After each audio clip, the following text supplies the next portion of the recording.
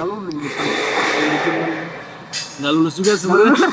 Lu gak ada background kesenian pun gitu ya, gak ada desain segala macam, tapi lu jadi show director, lu jadi Bener-bener so tau, dikasih tahu ya paling gini-gini, ya udah jalan itu selama sebulan. Malah kadang-kadang gue bawa speaker sendiri, gue nggak tahu kualitas mixer kayak apa gitu, bener. Tapi jalan ya akhirnya di situ awal mula gue sampai sekarang. Kayaknya emang dunia gue nih, kayak hidup gue akan kesini gitu. Terus aja ngalir aja. Cita-cita gue bahkan gue umur 25 gue harus jadi.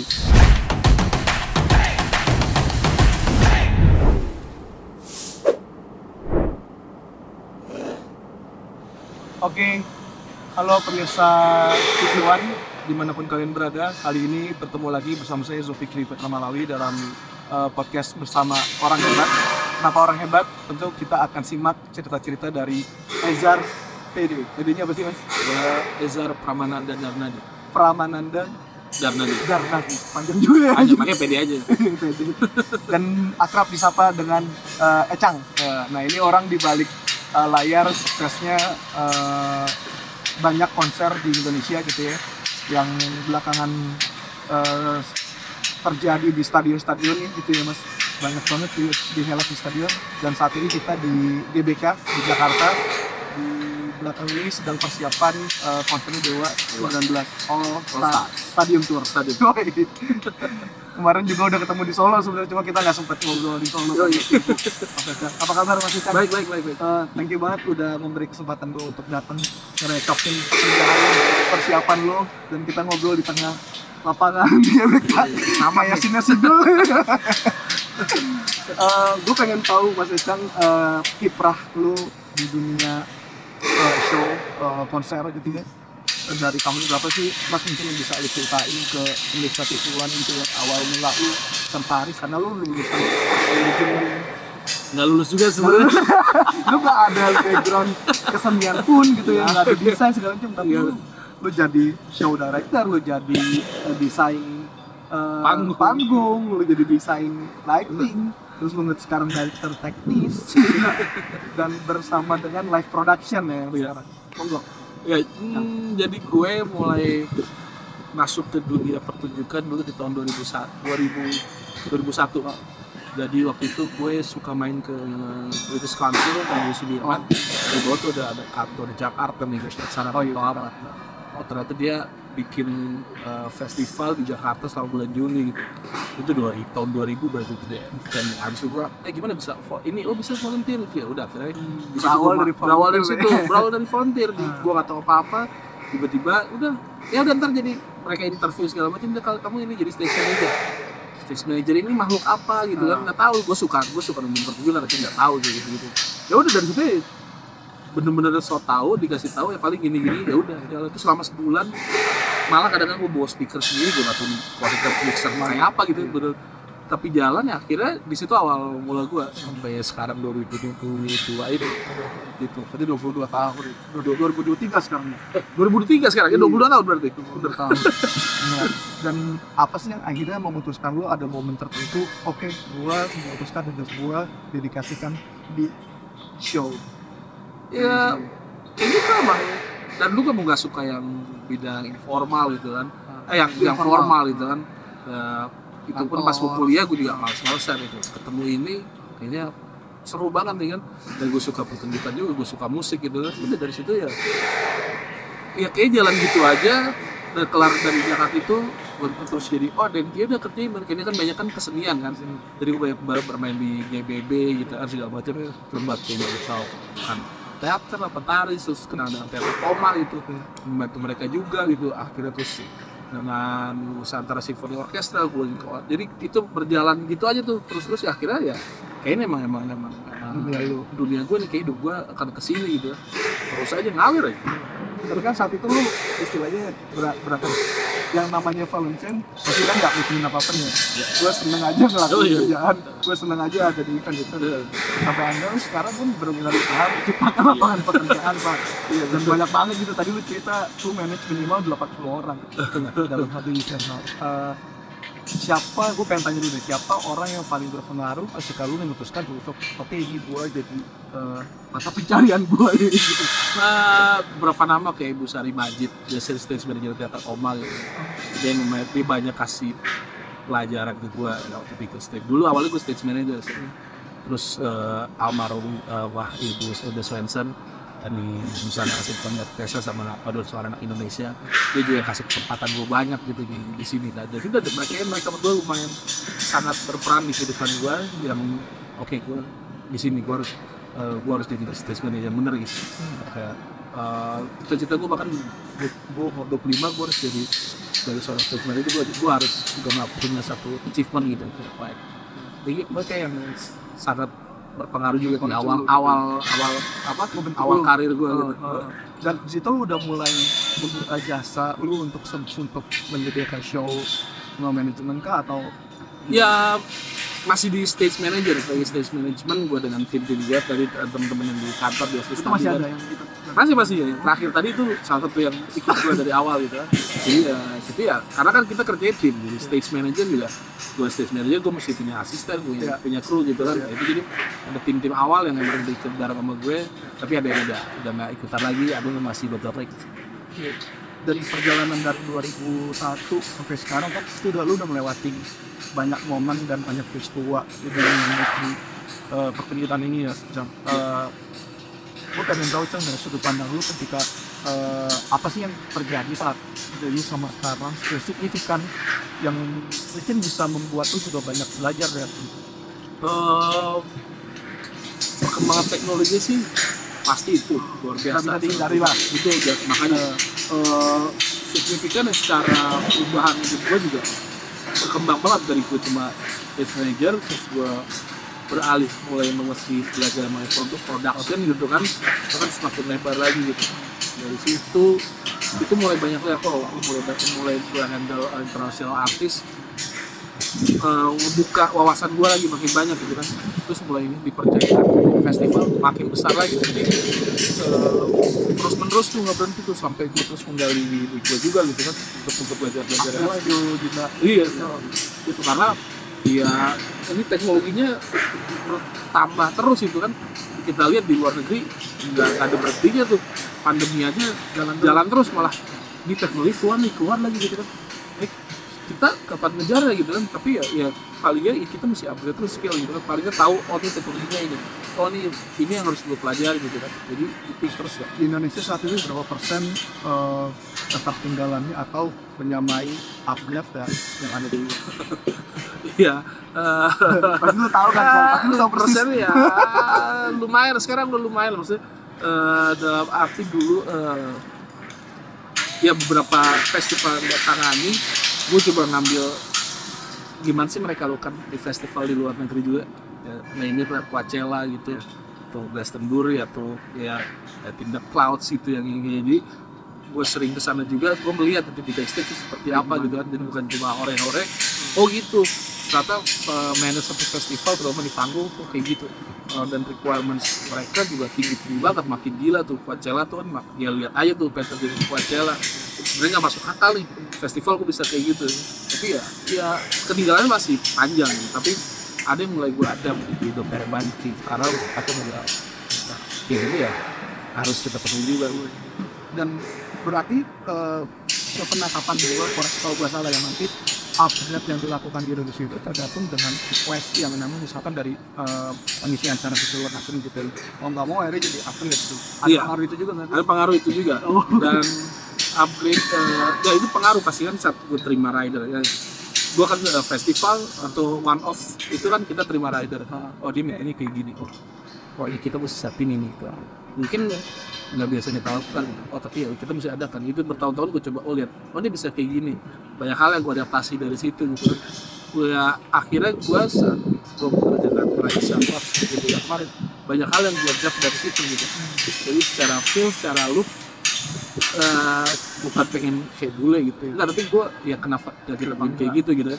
Kita berketat yang treatmentnya gitu kan. Ya kayak gitu-gitu yang dia ambil dari apa pengalaman gue, mungkin experience kerjain sih. Misalnya durinya atau keluar gitu melihat oh ini panggungnya begini, bukan nonton tapi gue lebih penasaran kamu ini gimana sih mereka lalu lintasnya gitu kan.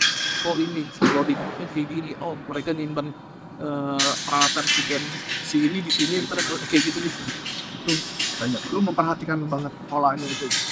Iya itu yang gue perhatikan karena gue nggak belajar dari mana-mana, gue nggak ada ngajarin, ya itu musarim aja. Ya gini. Tapi waktu ini gue belajar lihat baca buku, mungkin 2000 tadi nyari buku di mana Kinokuniya, ya gue pesen buku gitu kan. Sketch manager gue baca gitu. Terus ya sama terus perjalanan itu sih gitu, gue lihat gue pelajari, oh ini bisa bikin begini, oh gini, kenapa nggak gue terapkan di sini gitu. Dan tadi kan lu cerita lu bukan orang yang akademik banget ya, Cang. Dan mau nggak mau ini ada course untuk upgrade knowledge lu gitu ya. Dari yang short course yang lu ambil itu tuh pengaruhnya seberapa banyak ya, ketimbang misalkan ketemu di lapangan atau secara belajar learning by doing di lapangan itu. Saling ngisi ya. Aduh deh. Ya experience di lapangan gue paling belajar paling mahal gitu kan. Kita sekolahnya mahal banget nih, bikin panggung MM-an mungkin kayak gini kan.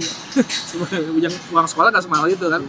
Terus tapi selain itu gue coba ya gue ambil course misalnya kayak gue tahun 2000 berapa gue ambil rigging workshop di Malaysia. Teman-teman gue gimana nih kita kerjaan kita hubungannya safety gitu. Ini temporary building. Perhitungannya kita harus safe, harus aman gitu kan, karena ya ini lo lihat dari nggak ada fondasi kita gitu mesti bikin kan. Nah, cara menggantung sesuatu itu gue pengen kasih tahu nih cara how to rig something gitu kan, pas langsung jalan. Nah itu gue dapat kan, oh ya bermanfaat, gue bisa mulai belajar berhitung ini beban kayak gini, nah kayak gitu akhirnya gue terapkan di sini. Karena ketemu juga sama bule, lo ngitung nggak lo ini kamu sih ngitung ya, mesti dihitung ternyata gitu. Ternyata tanggung jawaban. Iya, ada hitungan sipilnya gitu. Jadi ada konstruksi ya. Karena konstruksi. Karena di luar negeri mereka harus stamp off. Stamp off itu jadi saat mereka bikin desain ini mereka udah lihat ada sipil mau hitung gitu kan, nanti di-review oleh pemerintah gitu ya. Nah, sini kan tidak terjadi gitu. Jadi beberapa kasus gitu. Nah itu dia. Di beberapa kasus gue paksakan seperti itu gitu kan. Karena gue kayak contoh di tahun lalu kita berhadapan dengan posisi di pinggir pantai. Angin kita ukur pantai urukan lagi kan. Pantai urukan. Sehari itu gue kirim tim ke sana seharian mengukur kecepatan angin. Jadi biar kita bisa tahu nih berapa sih wind speednya. Ternyata bisa sampai 90 km per jam. Itu kenceng banget gitu kan. Berarti kan gue mesti, sedangkan panggungnya kan besar banget, dia mesti memperhitungkan itu. Gue gambar secara desain, secara produksi desain yang begini, gue kirim ke civil engineering ya. Yang hitungnya oke, gue bisa kayak gitu-gitu. Jadi ya itu yang diterapkan. Karena banyak produksi dari luar ya kan ini surat ini kayak gitu-gitu. Safety-nya ya pas ada itu kayak gitu perhitungan. Jadi paling nggak semua lakukan, tapi sebisa mungkin gue paksakan karena ada cost-nya saat kita melakukan itu. Nah, ngomongin cost kan artinya kalau kita di Indonesia jadi melengkapi gitu. Sementara gadgetnya kita gitu dalam production cenderung ngakalin kan. Terus setuju nggak sih? Banyak orang kita tuh ngakalin. Banyak masih banyak masih. Makanya gue saat gue bekerja gue harus melihat barang apa yang gue pakai gitu kan. Saat gue coba gambar, ini barangnya apa yang gue pakai. Jadi gue nggak gambar gitu nggak, tapi ini barang ini nih. Vendor akan ini pakai. Vendor ini pakai kelas ini ada hitungannya nggak? Kalau kelas kayak gini ada hitungan misalnya dengan tangan 20 meter, 24 meter, 18 meter, loadnya bisa berapa gitu. Paling nggak dasar kayak gitu gue coba tahu gitu kan, coba lakukan. Oh ini ternyata udah exit, jangan berarti. Walaupun karena bisa kok. Enggak, kita nggak mau bisa gitu kan, atau biasa dilakukan. Lo mau yang ini emang benar confirm. Iya, ini bisa tertulis karena ada ini. Jadi itu susah, nggak gampang gitu kan, apalagi dulu awal-awal gitu ya. Tapi gitu, ya mesti bisa. Kalau kita mulai taktif gitu kan. Iya. Itu sebenarnya memang harus sih. Harus itu ya. Dan ini itu tahun berapa? Ya gue mulai rewel ya. Sebenarnya dari awal tuh rewel gitu kan. Gue masih buta gitu. Gini ya, ketemu di festival, gue kata, lo mesti gini. Gue tapi oke, apa yang mesti gue perbuat? Oke, lo pakai ini, lo tambahin tension wire segala macam. Caranya gimana gitu? Oh iya, ini ada yang gini. Ya itu berapa? Banyak kan di 2000-an 14, 15 itu kan udah semakin banget ya kan. ya Barbie gue nggak tahu mungkin teman-teman lain melakukan, tapi ya gue coba melakukan itu di situ.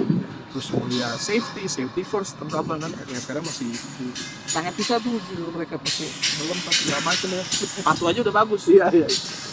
Cuma di gua kalau kita punya play segini area ini play kemudian jalan ini atas stop apa body harness itu masih berapa nih saja nggak ada bentuk untuk ngelakuin itu. Tapi Pelanggan kita lebih nekat ya.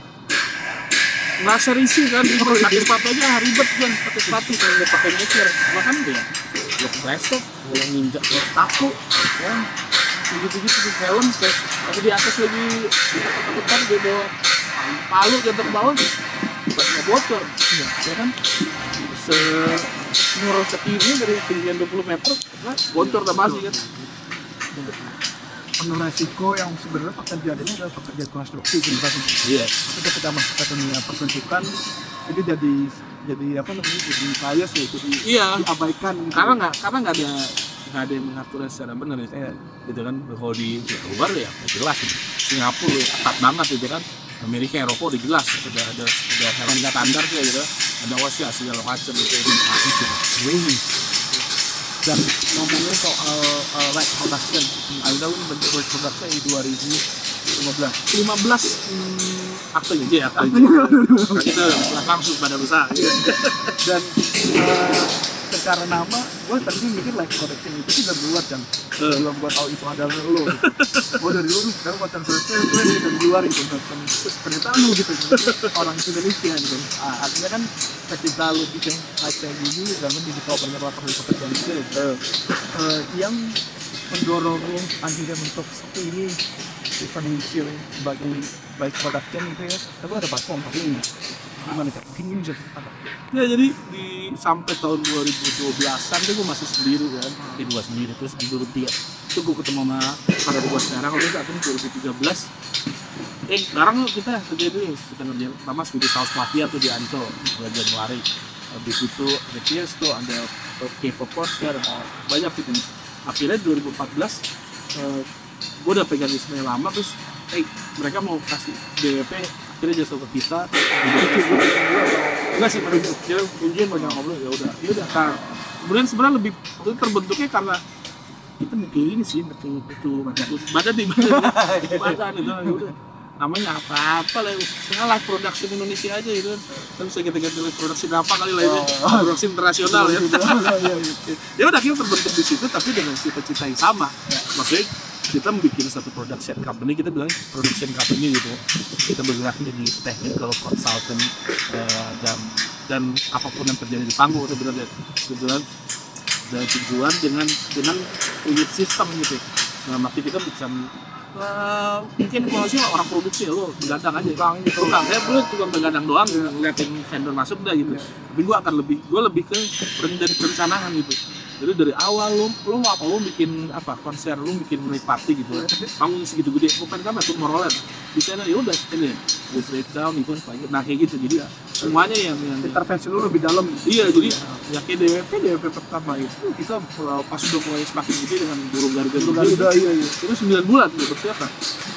Jadi mereka dengan desainer yang mereka punya dari Wismaya kan, ya udah ya kita oke kayak gini, oke ini tahan sekarang jadi panjang. Dan gue lebih suka perencanaan gitu, karena kita create nih perencanaan, drawing semuanya based on paper gitu sampai hari lagi udah masuk production day Dan secara apa namanya pendidikan sama klien tinggi dan akhirnya juga nggak jadi kayak dianggap sepele gitu kan ya kalau perencanaan awal. Iya.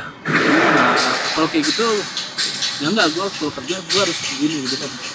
Kalau udah jadi ya nggak lama-lama mereka juga sudah tahu, saya banyak yang tahu ya.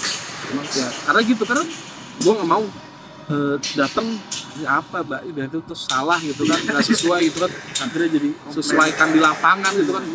Dan itu banyak terjadi kan penyesuaian di lapangan. Nanti deh kita sesuaiin. Nah iya ada tuh kejadian kayak gitu yang biasanya kan ujung-ujungnya ada budget ya. Sebenarnya budget iya, tapi kemauan lu untuk mempersiapkan dengan baik ada apa enggak gitu? Fase prekarnya itu ya. Iya. gue pernah ya, ini gue cerita, gue ke kejadian tahun lalu gitu, gue satu project di Jakarta. Ya gue biasa udah everything apa yang sudah kita persiapkan kan, paper gitu kan. Ini prosesnya, oh ini bisa sampai gue datang pun technical meeting.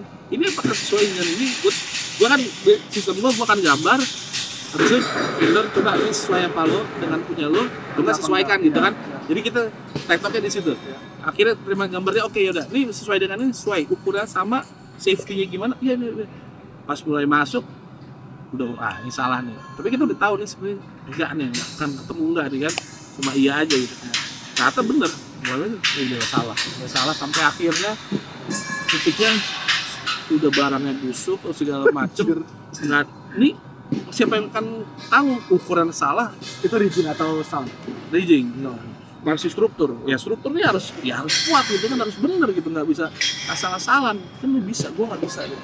Ya murka lah gue naik darah tinggi ada. Gue hipertensi karena ini kerjaan ini gitu. Jadi minum amlodipin tiap hari ya karena itu ngadepin gitu.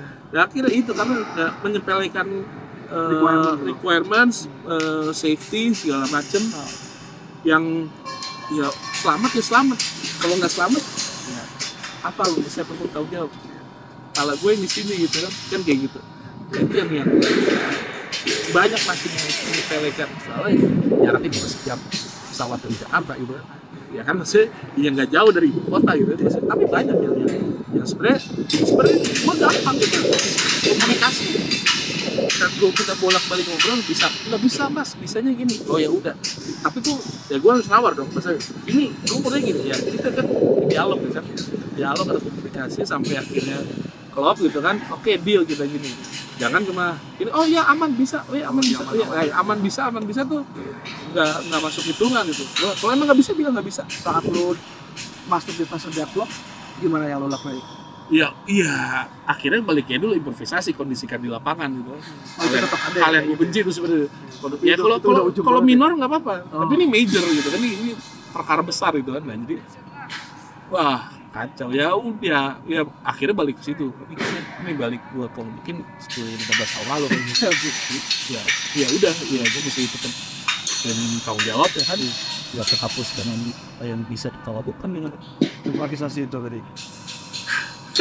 Kondisikan di lapangan. Dan apa ya, ketika lu melakukan itu tapi berapa saling sih adanya deadlock dan sekarang sih udah jarang. Sekarang udah jarang karena yang vendor-vendor yang bekerja sama kita itu pasti udah tahu gitu. Gua mau gimana gitu. Kalau gua ketemu nih, cara kerja gua gini. Oke gitu.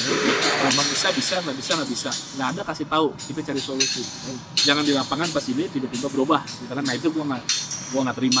Jadi rata-rata mereka udah tahu ini. Ya dan udah mulai terbiasa juga ada yang lain gitu. Ya jadi deadlock baru tahun lalu aja ya udah. Baru kejadian tahun lalu. Wah, itu sampai senam deh. Atau konser tunggal? Ada acara bukan festival, bukan konser tunggal, itu ada acara di Prambanan loh. Oh. Ya banyak lah rintangannya. Malah terus mana habis pandemi lah kan, otak tuh kan 2 tahun mati ya. Terus tiba-tiba nyala, slow start kan, terus langsung korslet gitu. Waduh, lambung naik gitu. Dan ini kan seru ya, misalnya jadi mandornya vendor-vendor nih, misalnya gitu ya. Iya. Kasar ya. Lu yang ngegaris semua gitu. Dan tadi mau bahas soal mixing, soal how ini gitu ya. Lu gimana menjelaskan sebagai gitu? Kan ini pekerjaan tekanannya pasti tinggi gitu. Itu pasti sama waktu hit abansa gitu. Ceritanya udah ngerjainnya. Makanya pentingnya persiapan lagi-lagi sih. Saat persiapan ada panjang, itu udah tahu apa yang bisa kita manage kan. Dan ya sekarang udah automatically udah jalan itu kan. Ya dulu ya mesti tahu oke ya produksi, gue mesti orang-orang yang supervisor gue untuk jaga vendor, maksudnya struktur lain, ID lain, visual lain, FOA sendiri. FOA biasanya ya, tetap ada manajemen sendiri gitu, mesti kita atur gitu kan.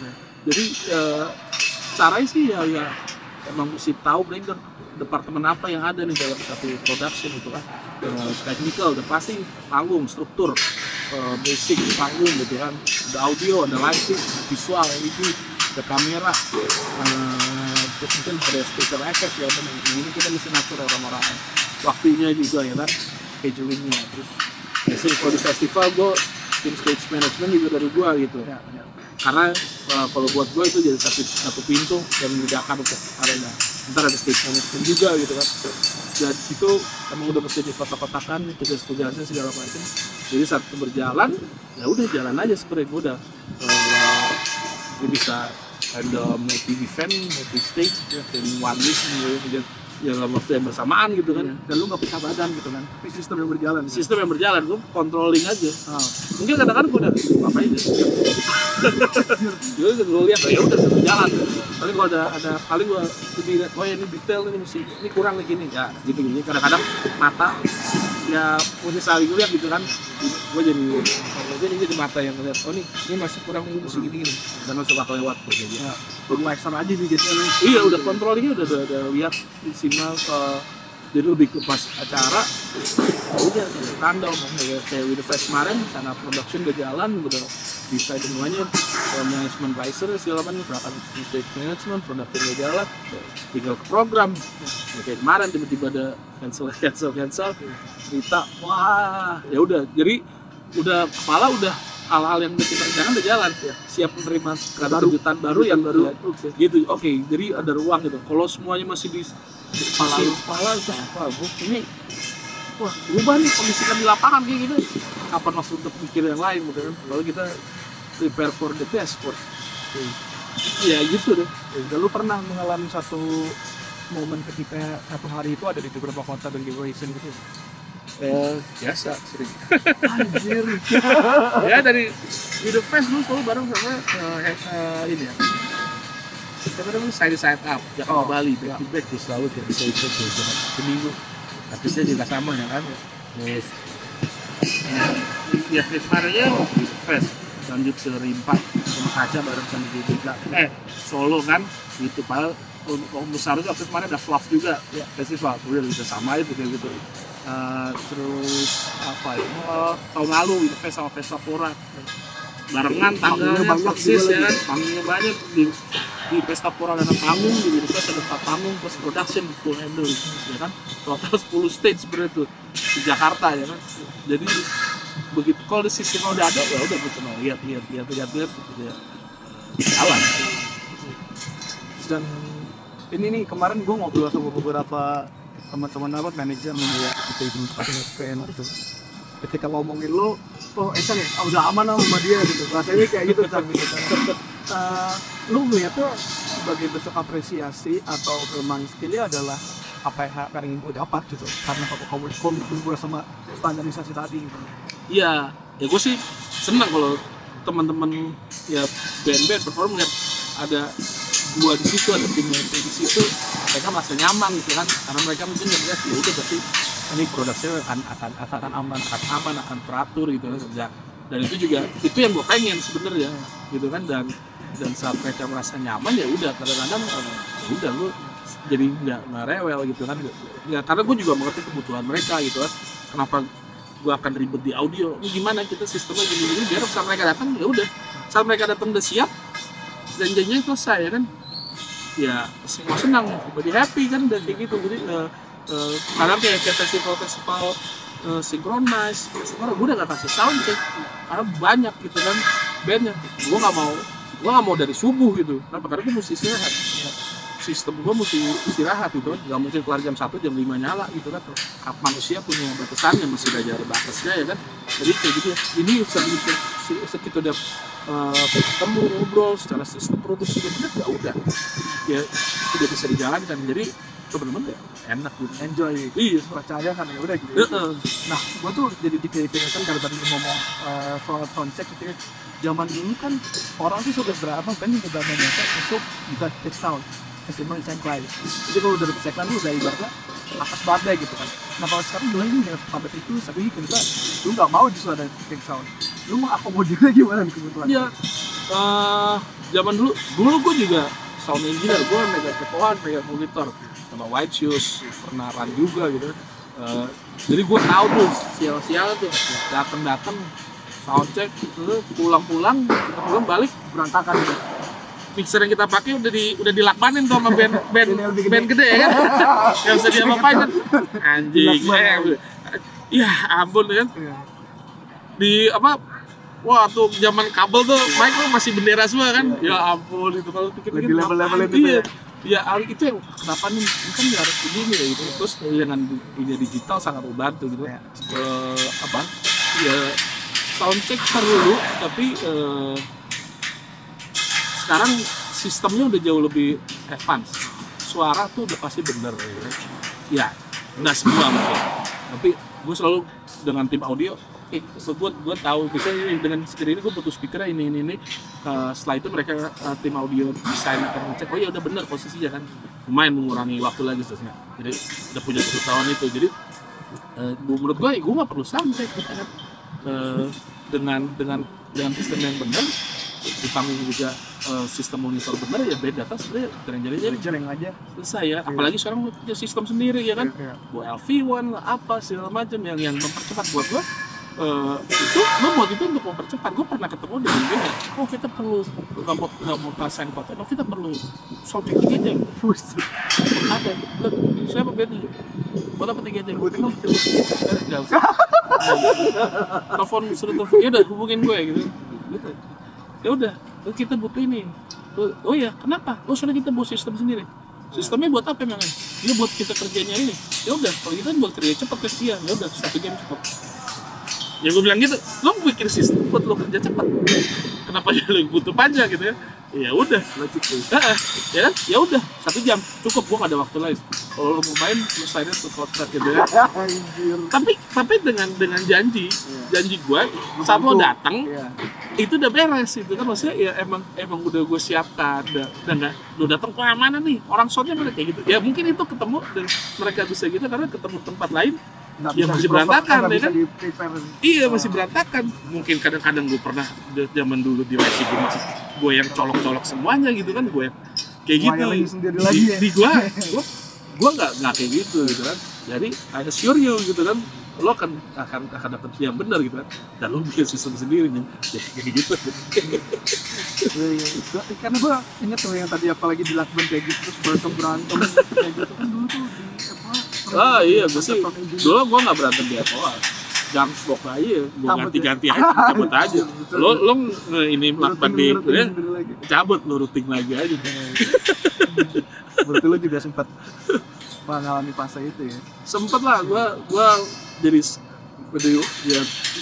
sound engineer juga, bener kan? Gue touring ke luar negeri juga, gitu kan? Sama White Shoes kayak Eropa, Amerika. Oh yang Amerika tuh sama lo ya? Amerika sama gue, Eropa, ya gue sendirian, nggak ada siapa-siapa. Gitu.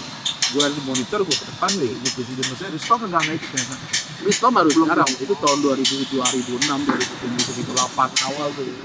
Jadi gue pengen ini teman-teman lagi biar rapi gitu ya. Jadi begitu ketemu band yang gue bisa kok, orang bisa dapat. Jadi gue punya pengalaman, gue bisa bilang suatu tiga karena gue punya pengalaman. Dulu pernah ngalamin itu. Dan itu bagian posisi yang paling kita tewa ya. Iya. Tadi mau ngomong apa lu pun.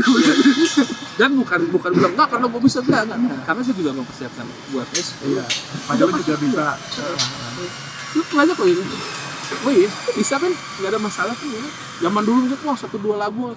Sekarang lo jreng speaker bener, yang penting barang-barang lo bener juga di panggung kan. Ya udah gitu. Tapi bener udah beres. Karena sesuai namanya sound system ya. Iya, lo bisa sistem. Smart system ya. Sistemnya lo create gitu. Dan ngomongin seni pertunjukan lagi kan di Indonesia gitu, perkembangannya saat dari sebuah waktu ketika lu udah mulai dipermudah teknologi, ada hal apa lagi sih yang belum lu capai kan lu pasti kiblatnya keluar nih gitu kan, udah pasti dong. Iya, bukan ya melakukan the proper way gitu, apa yang mereka biasa lakukan gitu ya. Karena mereka melakukan dengan baik gitu kan. Gue nggak mendewakan luar gitu, karena nggak semua orang luar juga pinter gitu. Tapi gue ambil yang baik gitu. Gimana Cak? Yang ya masih banyak sih, masih ya teknologi juga masih banyak yang belum kita punya gitu kan. Secara pertunjukan juga banyak yang pengen gue capai juga gitu kan. Tapi lo pernah mengalami kebuntuan nggak saat mereka makin mempercayakan lo gitu ya, justru jadi kayak beban yang pembuktian gitu kan, karena kan orang banyak terjebak di situ kan. Iya. Makin lama besar gitu ya, lo harus ada pembuktian apa nih gitu. Pembuktian sih ya lebih ke motivasi buat gue nggak bikin buat siapa, gue motivasi gue nih bagus, penonton seneng karena penonton yang akan menikmati ya kan gitu. Lihat kayak Raisa panjang perjalanan 3 tahun tuh dari apa yang kita udah kerjakan dulu kita udah jadi, terus bergerak lagi di 2022. Oh iya, dan agak seneng juga, untung juga nggak kita kerjain cuma juga yang dulu gue bikin gitu kok jadi jadi nggak meninggalkan sesuatu terus. Jadi waktunya berbicara kan gitu. Jadi yaudah kita berarti mesti ini lagi, lebih explore lagi gitu. Malik kemarin gue lumayan santai, mereka bandnya nggak terlalu demanding gitu. Awalnya nggak terlalu demanding, nggak santai gitu. Tapi begitu jualan tiket gue belum bikin apa-apa. Jualan tiket sold out, udah sold out. Gue desainnya gue belum ada. Gue belum bikin desain asli. Udah sold out. Pressure. Nonton udah banyak sih, udah 12.000. Dan itu cuma dalam beberapa jam ya, setengah jam itu. Iya cepet banget. Waduh, wah ngaco nih. Kenapa sold out sih? Kenapa udah sold out? Kalau lagi bercanda sebenernya. Waduh ini. Ya mudah-mudahan sold out ya gitu. Ya udah gue juga ntar lah, dulu aja. Tiba-tiba sold out. Jadi pressure, gue mesti bikin sesuatu yang beda gitu kan. Yang gue nggak mau sama lah gitu. Ya. Nah sekarang di LPI lu udah ada berapa karyawan yang dimaksud itu? Karyawan cuma 2, partner gue, admin 1 di kantor sama OB, udah. Sisanya semua freelance. Semuanya freelance, tapi ya project gue nggak berhenti ya, lumayan puji Tuhan ada terus ya. Jadi udah nih tanggal lo ya terus ada jadi mereka gitu. Dan mereka akhirnya jadi loyal juga ya, nggak apa-apa deh nggak jadi karyawan tapi terusan ada. Ya gue juga kalau jadi karyawan juga belum pede, nggak mampu juga. Karena ya karyawan itu bebannya jadi berat gitu ya. Dan mereka kalau nggak ada kerjaan ya mereka lebih untung ngambil kerjaan lain juga yang lain kayak gitu. Jadi tapi kan resikonya lebih gede juga kalau lo ambil freelance sementara nanti kekurangan berdaya yang ya gue berhitung, makanya kan secara RT-nya nih kan ya gue mesti nih gue bisa nih orang-orang ini nih project ini gue bisa udah over ya gue gitu. Jadi ya cinta gue di situ batasnya juga. Plat merah korporat waktu saya baru banget. Kenapa jadi? Apa plat merah paling kerja gitu apa? Mandalika tuh kita yang ngerjain. Superbike di MotoGP itu dari tanah kosong tuh partner gue yang sana gitu. Terus secara corporate apa ya itu Peparnas kan habis sport tuh yang di Papua itu gitu kerjain. Tapi yang lain-lain sih enggak. Kenapa cak? Beda alam ya udah, alam gue di sini aja. Gue nggak sanggup untuk kejutan-kejutan yang kayak gitu kalau di sini kayak ini dunia gue lo dengerin gue tahu nih misalnya maksudnya kan ini enggak kita mau gini ya kalau di sini bapak bisa iya bapak ya bisa gue tinggalin nggak usah, gue tahu batas gue gitu kan. Korporat juga gitu. Nah nambah lagi miligramnya kalau korporat sama juga gitu kan ya nggak gue lebih ini ya yang gue atur lah yang bisa gue atur. Berarti boleh dikatakan lu emang lu cocoknya dengan promotor ya sedikit IO juga sekarang ya. Kalau korporat juga sekarang secara teknik mereka banyak semakin rumit kan, semakin itu perhitungan teknis gitu. Tapi ya udahlah udah di sini aja gue masih biar ini kan gue masih bisa tidur sehari di sini ya. Berarti lo ngerti kecukupannya? Iya harus tahu. Kadang-kadang suka ini aja bingung stop ya kadang ini dong pentingnya tuh gitu, tapi udah nggak bisa. Partner gue yang usang ragu tuh udah jangan terima lagi tuh ditolak nggak bisa kok, gak enak gue kayak gitu gue tapi kayak gitu. Jadi mesti udah sampai sini. Jadi ya udah yang itu emang nggak akan gue kerjakan kalau enggak. Dan kan nggak semua orang mau untuk melihat tingkat kecukupannya. Ya kan ini butuh butuh level yang berbeda lah ya gitu ya, karena ini duit bos. Gitu kan. Iya. Kenapa tahu ada cukup kewarasan ya, saya itu kewarasan ya. Iya, duit iya, tapi gua nggak waras, gua ya itu miligram gua nambah kan obatnya. Ya udahlah sih, ya udah tahu diri aja gue nggak sanggup ngadepin lingkungan pengana dan korporat gitu kan. Ya mending gue nggak usah di situ gitu. Gue temperamen tinggi, mau gue begini gitu kan. Ya, ntar gue omel-omelin klien kan yang gue bayar dia jadi ya jangan pakai di situ kan. Ini nggak usah. Kayak gini-gini kan gue ngomel-ngomelan tim atau apa promotor atau yang ini, karena mereka juga tahu kan mesti gini atau pihak arti kayak gitu. Jadi tapi kalau ada satu pihak lagi yang udahlah gue tahu batasan gue nggak usah di situ. Nah gue nggak situ deh. Terakhir Cang, gue mau tahu tahu dengan diri saya dulu, padahal lu bantu seperti sama almarhum ya dengan berbagai macam proyek podcast media. Mungkin apa yang bisa lu sampaikan sampai di tahap ini dari sisa persibukan dinamik Bung sama Bung Glenn dimulai di waktu konser yang 20 tahun konser yang Amantiara. Di situ bentuk sama Ismaya awalnya ini ketemu Mbak Ika, oke mereka mau ini sama Ika dulu sama Ika ini, oh ya udah bikin ke 60 gitu kan. Memang bisa Istora, oke gini bisa gitu. Akhirnya pindah promotor, tapi tetap mempertahankan itu gitu kan. Dari situ ya ketemu Bung Glenn ya, dia kan orangnya sangat humble, open mind, dia ngobrol enak gitu.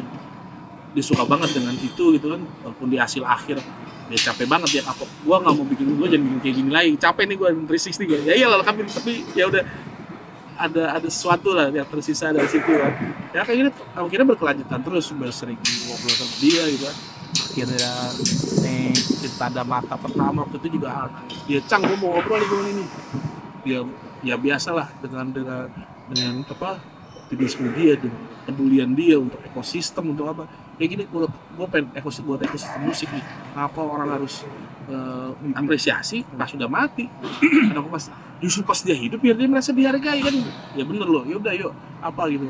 Kita mulai dengan sana yang pertama. Ya dari situ panjang udah sering bantu dia ya sampai dia meninggalkan kita gitu kan. Jadi banyak hal yang gue dapat dari dia secara pandangan mengenai hidup, mengenai lingkungan sekitar, ekosistem kita saling berkaitan, kita saling membutuhkan itu yang ya legacy yang ditinggalkan sih dengan dia lain. Ya dia sangat percaya gue gitu. Iya. Dan ada pesan yang lu bawa juga sampai sekarang berkaitan ekosistem. Iya. Sekarang nggak sadar lu bawa itu. Iya dia berpesan ya yang berkata selalu harus berbeda sama kamu. Iya. Ekosistem makanya saat itu terjadi ya keluarga satu ekosistem yang utuh gitu kan. Jadi satu teamwork, kita saling gitu. Kita bangunnya sama-sama, kita harus maju gitu kan, dan tinggal lu doang terlibat yang lain gitu. Ya itu yang secara nggak langsung tertanam aja sih jalan itu dan jadi pengingat aja. Misal gue mikir dari juga ada orang memorable banget. Nah iya emang ada dua aja sih. Wah kita jadi mengenang kakak Glenn. Cang, thank you banget Cang obrolannya sore hari ini. Gue banyak banget dapat insight dari lu juga gitu ya, menjadi orang hebat. Bareng orang hebat. Keren untuk Ecang, sukses selalu untuk live production Indonesianya dan menjadi internasional. Amin. Terima kasih pemirsa TV One yang sudah menyaksikan podcast bareng orang hebat. Sampai ketemu lagi nanti bareng orang hebat lainnya. Setelah Ecang kita saksikan lagi nanti orang hebat lainnya. Saya Zulfikri Pertapawi dan Ezar Permananda Bernadi alias Ecang.